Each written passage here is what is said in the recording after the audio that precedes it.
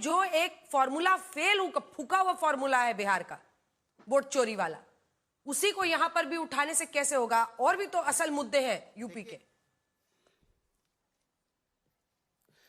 देखिए, मुद्दों पे तो हमेशा बात करते हैं हम, तो कप सिरप पे भी बात कर रहे हैं ना।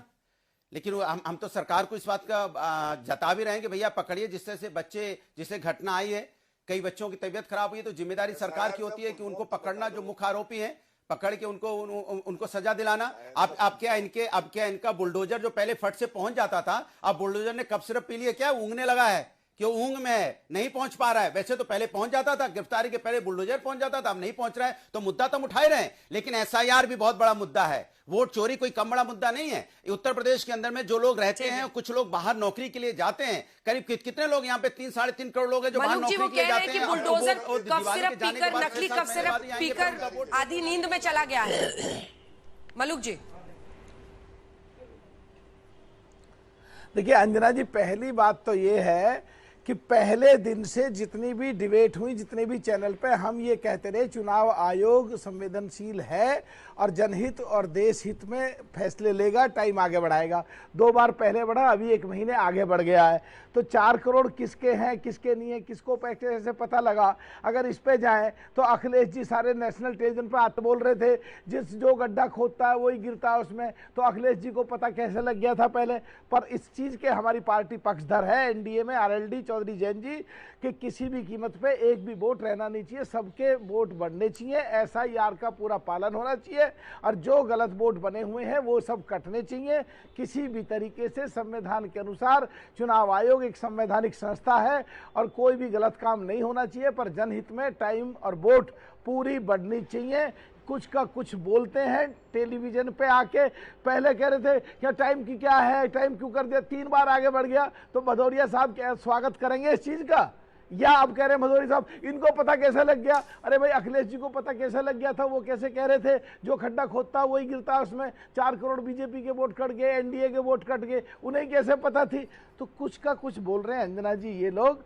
बट संवैधानिक संस्था, माननीय सुप्रीम कोर्ट का एंटरिम आदेश था बिहार में, उसका कंप्लायंस करते हुए और पूरा जनहित और देश हित में चुनाव आयोग काम करेगा और सब वोट जो टाइम है पूरी तरह बढ़ाए जाएंगे। आरोप प्रत्यारोप किसके वोट हैं किसके नहीं है, ये तो सब अपने अपने काल्पनिक तौर पे बात कर रहे हैं, किसके पास क्या प्रूफ है।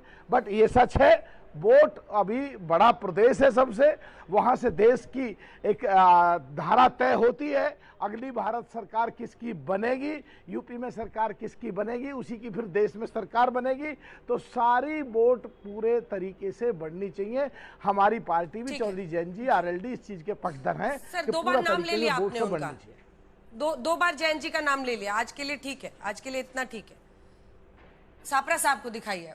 सापरा साहब, ये जो हम नंबर्स बता रहे हैं, 11 दिसंबर तक जो भी इलेक्शन कमीशन की तरफ से नंबर्स दिए गए हैं, ट्रांसफर हुए हैं 1 करोड़ 27 लाख लोगों के, 84,70,000 लोगों के जो गैर हाजिर रहे, मौतें हुई हैं 46 लाख, डुप्लीकेट साबित हुए हैं 23,700,000, जो कि मुद्दा डुप्लीकेट का ही तो उठाते हैं राहुल जी, और फिर अन्य जो है वो लगभग 9.5 लाख के आसपास है। अब इन वोटर्स का, जो कि कुल मिलाकर अभी तक लगभग 3 करोड़ वोटर्स के नाम काटे गए हैं, अब इसमें क्या गलत है? जो गैर हाजिर है, जो डुप्लीकेट राहुल जी बार बार उठाते हैं, अगर ये नंबर्स हटाए जा रहे हैं तो अच्छी बात है ना। नहीं, देखिए अंजना जी, कांग्रेस पार्टी कभी भी एसआईआर के खिलाफ नहीं है, लेकिन जिस तरह से एसआईआर की प्रक्रिया चल रही है, हम उसके ऊपर आक्षेप उठाते हैं, उसके ऊपर प्रश्न चिन्ह उठा रहे हैं। मैं आपको याद दिलाना चाहूंगा कि कुछ दिन पहले ही नवदीप रुनिया जो हैं, वहां के जो इलेक्टोरल ऑफिस है उत्तर प्रदेश के, उन्होंने एक प्रेस कॉन्फ्रेंस में कहा था कि 99.8% फॉर्म जो है वो हमने बांटे हैं और 99.6% फॉर्म जो है वापस आए और डिजिटाइज हुए हैं। और फिर वही कहते हैं कि हमारे 2,91,00,000 फॉर्म जो है वो नॉन कलेक्टिव फॉर्म है, यानी कलेक्ट ही नहीं हुए। तो ये फॉर्म कहां गए?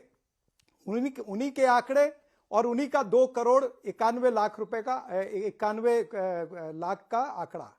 तो इसके बावजूद अगर योगी आदित्यनाथ को 4 करोड़ का आंकड़ा मिलता है, इनके दूसरे एक पूर्व सांसद जो है सुब्रत जो है वो कहते हैं कि कनौज के अंदर हमने 3 लाख वोट जो है समाजवादियों के काट दिए गए, तो ये कहां से चल रहा है? यानी पहले तो विपक्षी जो है वही एसआईआर के नाम पर हाहाकार कर रहे थे, अब तो सत्ताधारी पार्टी भी हाहाकार मचा रही है।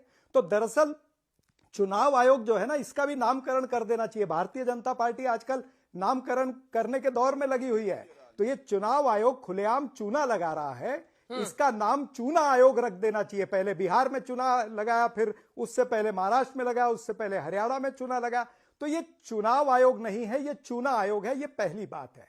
और फिर ये सारा जो रायता फैल रहा है, इस रायता फैलने को समेटने के लिए तो चुनाव आयोग ही आएगा ना।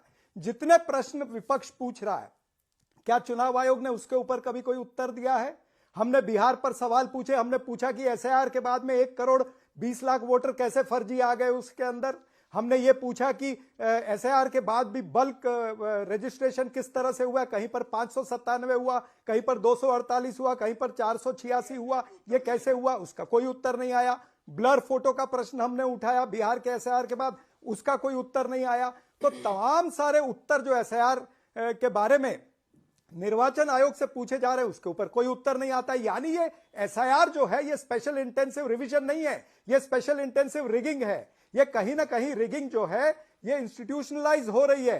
भारतीय जनता पार्टी की कस्टमाइज लिस्ट बन जाए, इसमें निर्वाचन आयोग और निर्वाचन आयुक्त मदद कर रहा है। अब ये जो समय भी यूपी के अंदर बढ़ा करके दिया है, हो सकता है वो इसीलिए बढ़ा करके दिया जो योगी आदित्यनाथ कह रहे हैं कि 4 करोड़ नाम मिसिंग है, हमारे भाजपा के वोटर है वो, तो इसीलिए इनको समय बढ़ा करके दे दिया गया है। तो निर्वाचन आयुक्त को सामने आना चाहिए, उन्हें सब कुछ हो सकता है, अंपायर बनना चाहिए, उन्हें बीजेपी का गोलकीपर नहीं बनना चाहिए। साहब तौसीफ जी, सब कुछ है ना, एक सेकंड तौसीफ जी बोल रहे हैं, उसके बाद आप ही को जवाब देना है। सब कुछ हो सकता है, ऐसा हो सकता है, कल्पना से तो बातें नहीं हो सकती ना, क्योंकि बिहार में भी चुनाव हुआ, उसके बाद मतलब कितने फर्जी वोटर्स निकले। अब सवाल है कि कांग्रेस पार्टी खुल के कह रही, क्योंकि एसआईआर कोई बीजेपी की लाई हुई चीज नहीं है, एसआईआर बहुत पहले से हो रहा है।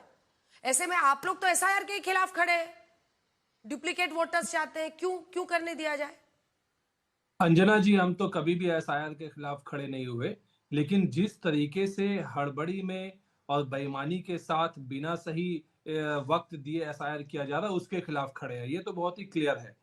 आप देखिए कि बंगाल में बीजेपी के नेता कहते रहे कि 1 करोड़ बांग्लादेशी है, किसी ने कहा 1.5 करोड़ बांग्लादेशी है। तो ये बांग्लादेशी कहाँ गए? आज जो ड्राफ्ट रोल निकला है, 58 लाख के लगभग नाम को मिटाया गया, और उसमें किस बिना पे मिटाया गया? हाँ, मैं उत्तर दे देता हूँ। देखिए, सबसे पहले मैं कांग्रेस पार्टी की बात का उत्तर दे दूं।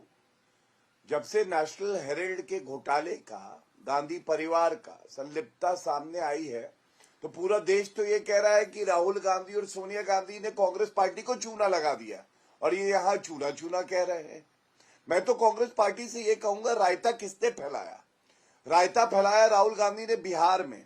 कांग्रेस की हालत ये हुई, बिहार में 6 सीटें आई थी अंजना जी, इनके जो बीएलए हैं उन्होंने एक भी अपील दायर नहीं करी। और सबसे बड़ी बात है, जो ओमर अब्दुल्ला है वो तो इंडी अलायंस के साथी हैं, उन्होंने कहा एसआईआर कोई मुद्दा नहीं है। पहले तो अपने साथी गठबंधन जो है उनको तो समझा दीजिए, फिर आके टीवी पे बोलिए। ठीक है, बीच में नहीं, मैं आ रही हूँ साहब। करीब 1,40,000 के आसपास समाजवादी पार्टी के बीएलए हैं। कितनी अपील फाइल करी है नहीं बताएंगे। और ये क्यों है अंजना जी? ये देखिए, आपको मालूम है टीएमसी का नेता सुप्रीम कोर्ट के सामने है, कांग्रेस के नेता सुप्रीम कोर्ट के सामने है, समाजवादी पार्टी का नेता गौरव जी, विपक्ष इसको एनआरसी कह रहा है। ममता बनर्जी भी यही कह रही है, मैं कि किसी का वैलिड वोटर का नाम नहीं कटने दूंगी, मैं ये एनआरसी नहीं होने दूंगी, ये एनआरसी है बैकडोर से। यही बात ममता बनर्जी कह रहे हैं, यही बात अखिलेश यादव कह रहे हैं। इस पर क्या जवाब है? चलिए ये देखिए, हाँ अब मैं उत्तर देता हूं। आप याद करिए, ममता बनर्जी ने कहा था घुसपैठिए बंगाल में आ गए, 2006 की बात है, और उन्होंने मांग करी थी एनआरसी होना चाहिए। अंजना जी याद है, सोमनाथ चैटर्जी जी अध्यक्ष थे, पेपर उठा के फेंके थे कि बंगाल पे कब्जा कर रहे घुसपैठिए, तब एनआरसी की मांग कर रही थी। और एनआरसी, ये मेरे हाथ में कानून है, सिटीजनशिप एक्ट, इसका 14A जो धारा है पढ़ ले, क्या कहता है? एनआरसी होना चाहिए। एनआरसी ऐसा नहीं है कोई पाकिस्तान का कानून है, एनआरसी भी होगा और एसआईआर भी होगा। और जो एनआरसी और एसआईआर का विरोध कर रहे हैं उनसे ये पूछना चाहिए अखिलेश यादव, राहुल गांधी और ममता बनर्जी का घुसपैठियों पे क्या स्टैंड है। आज तक कभी घुसपैठियों पे एक शब्द नहीं इनके मुंह से निकला है, चाहे वो देश के लिए खतरा हो। केवल एनडीए के जो साथी और भारतीय जनता पार्टी कहती है कि ये धर्मशाला नहीं, ये हमारा देश है, एक एक घुसपैठिए को हम बाहर करेंगे।